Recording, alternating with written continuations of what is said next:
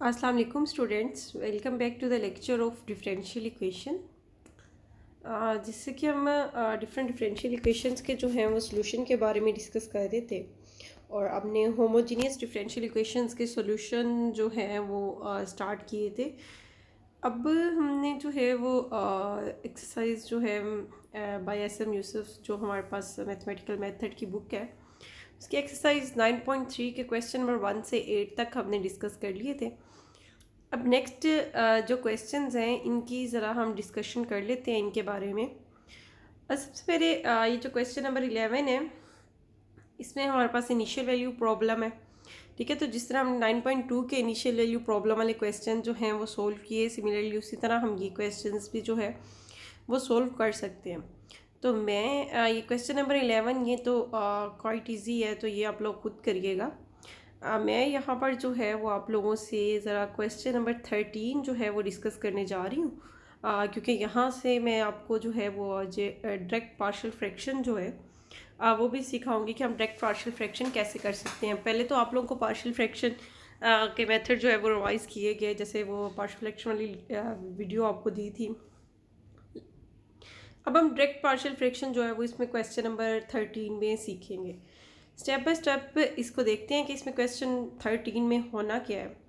सबसे पहला स्टेप तो ये जो हमें गिवन है डिफरेंशियल इक्वेशन, इसको हमने चेक करना है कि ये होमोजीनियस है भी या नहीं।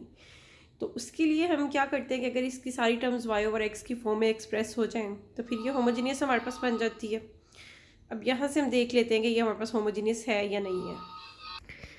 तो इसमें हमें इसकी जो है वो सिंप्लीफिकेशन कर लेते हैं। dy और dx हमने एक साइड पे कर लिया और दूसरी साइड पे ये हमारे पास जब इधर गया तो ये नेगेटिव में आ गया और ये 4x over y minus Y जो है ये इसके डिनोमिनेटर में आ गया। अब हमने न्यूमिनेटर और डिनोमिनेटर दोनों को जो है वो x से डिवाइड कर दिया।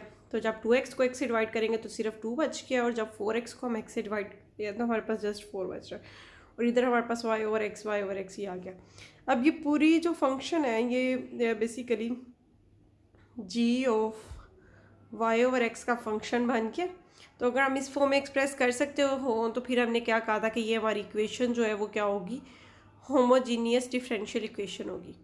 तो यहाँ से फिर हमें ये तो पता चल गया कि ये हमारी होमोजीनियस डिफरेंशियल इक्वेशन बन गई है। अब नेक्स्ट हमने अपना प्रोसीजर जो है वो फॉलो करना है कि हमने y की प्लेस पे क्या पुट करना है, vx, और फिर dy ओवर dx हमारा आ जाता है v plus x dv over dx के। तो ये दो चीज़ें हमने यहाँ पर जो हैं वो पुट कर ली। इसको पुट करने के बाद अब हम इनको देख लेते हैं कि ये हमारे पास क्या बनेगा।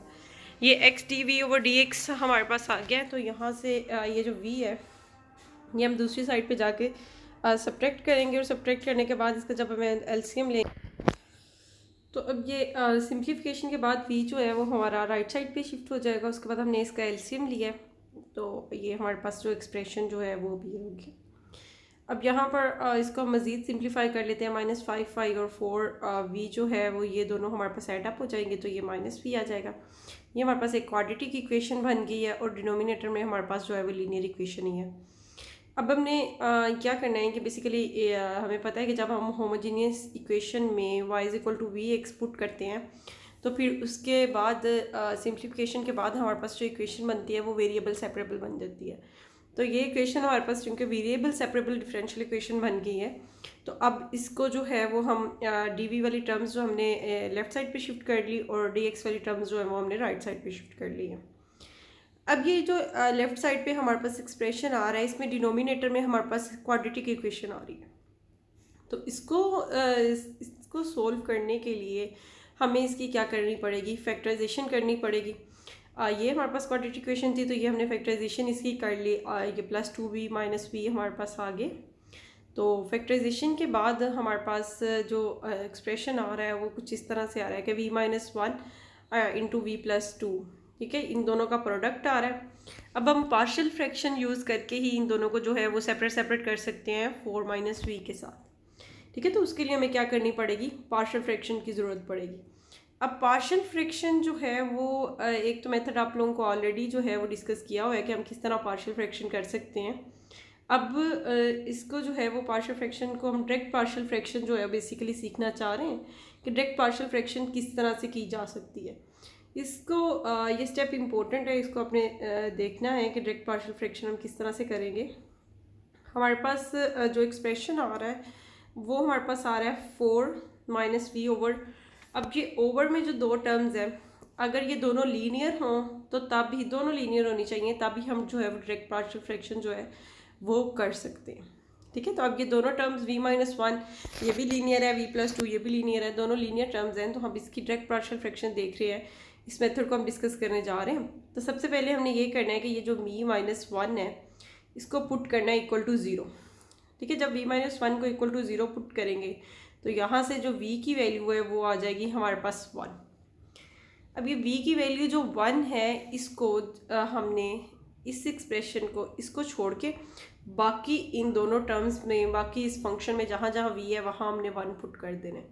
अब न्यूमिनेटर में हमारे पास क्या आ रहा है, 4 - 1 आ जाएगा, और डिनोमिनेटर में हमारे पास बन जाएगा 1 + 2। तो ये बेसिकली हमारे पास क्या आएगा कि 3/3 आ जाएगा। अब 3/3 किसके इक्वल है, 1 के। तो यहाँ से हमें एक वैल्यू मिल गई है, वो क्या है, 1।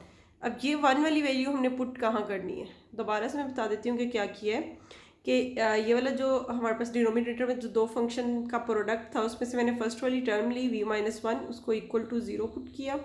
0 पुट करने के बाद यहाँ से v की वैल्यू फाइंड की, v की वैल्यू 1 है, और उस 1 को जिस टर्म से हमने इसकी v की वैल्यू निकाल के उसके अलावा बाकी जितनी भी फंक्शन में जहाँ जहाँ v आ रहा है वहाँ हमने ये 1 वैल्यू पुट करनी थी। तो ये 1 पुट की, तो ये हमारे पास यहाँ से जो आंसर है वो 1 आ गया है। ठीक है, अब ये 1 जो है वो हमने लिखना कहाँ, ये जो है वो स्टेप इम्पोर्टेंट है, क्योंकि जब हम इसकी पार्शियल फ्रैक्शन अगर दूसरे मेथड से करते हैं तो हम क्या करते हैं कि हमारे पास a आ जाएगा और a के नीचे हमारे पास v-1 प्लस एक b कांस्टेंट आना था और b के डिनोमिनेटर में हमारे पास v+2 आना था। तो बेसिकली ये जो हमने 1 वैल्यू निकाली है ये इस a की वैल्यू आई।